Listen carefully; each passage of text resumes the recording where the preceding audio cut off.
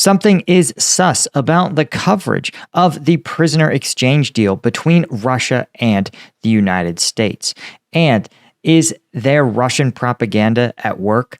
I'm Paul, U.S. Army combat veteran. Let's talk about it. And to cover the story, anytime I have something, a really controversial story, I actually use Ground News. And they're the sponsor of today's video. But what I wanted to talk about with this story is just how kind of wide-ranging the coverage is.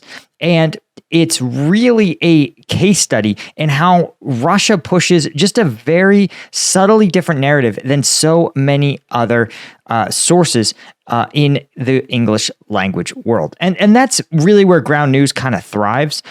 It's a service designed by a NASA engineer that consolidates over 50,000 news sources and, more importantly, gives us, the reader, a chance to look inside the how of the reporting. So it allows us to see a whole bunch of information about the sources themselves of the news. So when we look at how this prisoner exchange has been covered, note that left of center sources, which tend to be less affiliated with Russian-backed propaganda and messaging, tend to focus a lot on actually the human aspects of it. You notice here a mixed factuality, left-leaning source really puts the emotions first in the headline, talking about tearful embraces.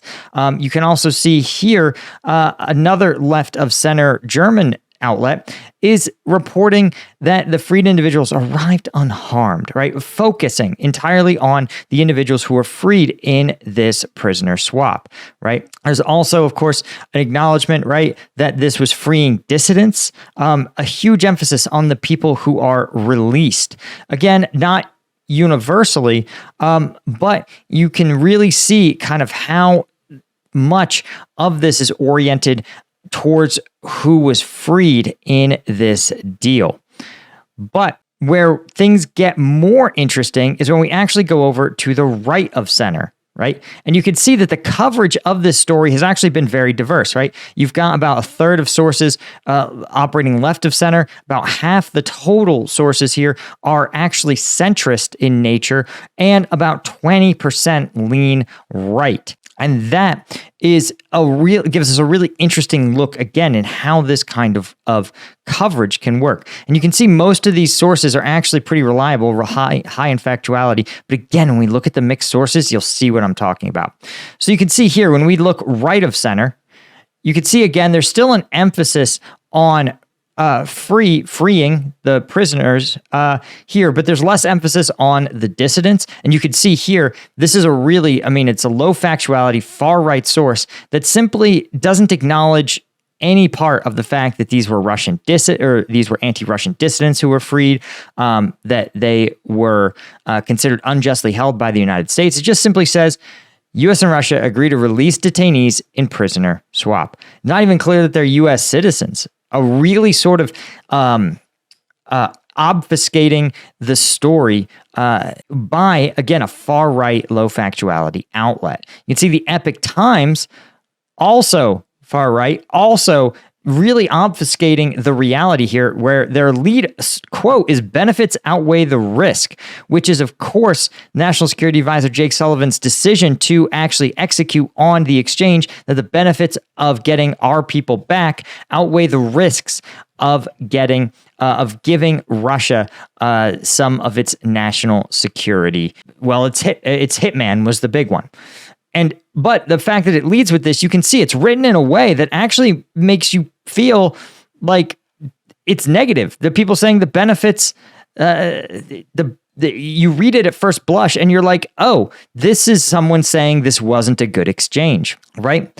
So you see how different this can be. But man, if you really want to see a fascinating look at kind of the coverage, we need to look down to Russian state-backed sources. And that's where things get really sideways, right? And lucky for us, Ground News has it. Again, you can see here's TASS, the official Russian government source of news. Mixed factuality leans right. And this doesn't even acknowledge that it happened. CNN says Russia-US prisoner swap underway now. Incredibly vague. And you can see that the Russian government-backed, even more biased RIA is simply alluding to Turkish intelligence is coordinating the exchange between US and Russia. It's not even clear that they're prisoners in the headline, right? And this kind of coverage, I think, is classic for Russia. And you can literally see how they want to influence, or how little they want their own people to know about this. And the reason is simple. It's because one of Putin's core narratives about the conflict is that NATO is rapidly aggressive against Russia, period, full stop. And that the Russian people are dying in droves in some sort of campaign to resist NATO from subsuming their entire country.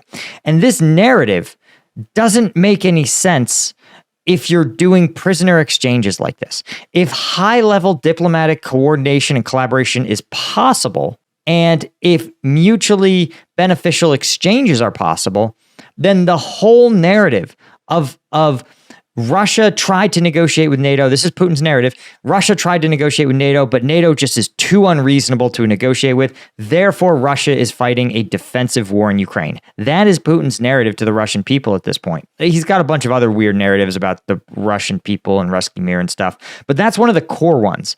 And if you can successfully negotiate with NATO, or again, this isn't a deal with NATO, it's a deal with the United States and several large European countries like France and Germany and the UK.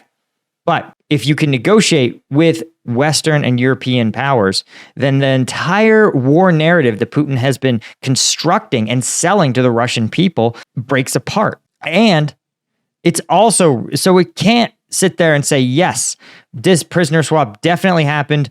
We negotiated this exchange. Oh, and even worse is that while the U.S. is getting some of its citizens back, it's also getting a lot of Russian dissidents, which itself is very, very problematic for someone like Putin, who has been taking a hard line against dissidents within his own country. You might know that Putin arrested a ton of mill bloggers who were critical of the Russian military operation, not because they have sympathy or empathy for the Ukrainian people, but literally because they were like, the Russian military is not killing Ukrainians effectively enough. And even that, those criticisms are seen as beyond the pale for the Kremlin. So for the Kremlin to sit there in the same breath, then take really anti-Putin dissidents and exchange them in exchange for assassins who officially Russia has said we had nothing to do with these people. These people, this guy who killed a Russian dissident in Berlin who was freed in this exchange, officially Putin's like, we don't know this guy. This was a lone terrorist. Weird then that you would give up dissidents, people who criticize the regime, for someone who is just a rando murderer, officially. And this is all of these details that emerge are things that Russia has to work tirelessly to keep from sort of entering the milieu of its general public, right? Not because they'll vote Putin out, because literally he needs their support to prosecute his war, right? If people, even now, he needs to generate about 30,000 military-age men a month in order to execute his war strategy. So if he loses their support, if he loses the support of the public who are being hammered with rising inflation and high taxes, it's going to be a disaster for Russia. Now, one other thing that I really love about Ground News I want to talk about is the blind spot tracker, right? And blind spot tracker is awesome because they're stories that, whether you're getting fed left or right-leaning news sources, that oftentimes you miss. And again, here's a story about Tucker Carlson explaining Silicon Valley's hard turn towards support for Trump, right? Silicon Valley has historically been a Democratic blue bastion, and now they are very heavily pro-Trump. And this is an explanation of why they feel that's necessary, yet it's not covered at all by any left-leaning sources. And then on the other side of the blind spot, you can see that an uncomfortable court ruling is narrowing the ability of the Voting Rights Act to protect the voting interests of African American voters. And that is something that is barely being covered by the right-wing media. And so this kind of reporting is just so valuable, especially going into the election. We know the U.S. government has said there's a large amount of electoral interference that's ramping up. Foreign countries, nefarious actors are trying to pump fake information into the media ecosystem. And you need to use all the tools in your arsenal to try to stop it. So you should check out Ground News. If you want to get access to their Vantage plan, which is what I use to dive deep into these stories, you can get 40% off, again, using my link, which is the QR code in the corner, or the link in the description, or just go to ground.news/combat veteran. And of course, a huge thank you to Ground News for sponsoring today's video. I could not do this without you guys. I appreciate it so much. And I'll see you guys in the next one. Cheers.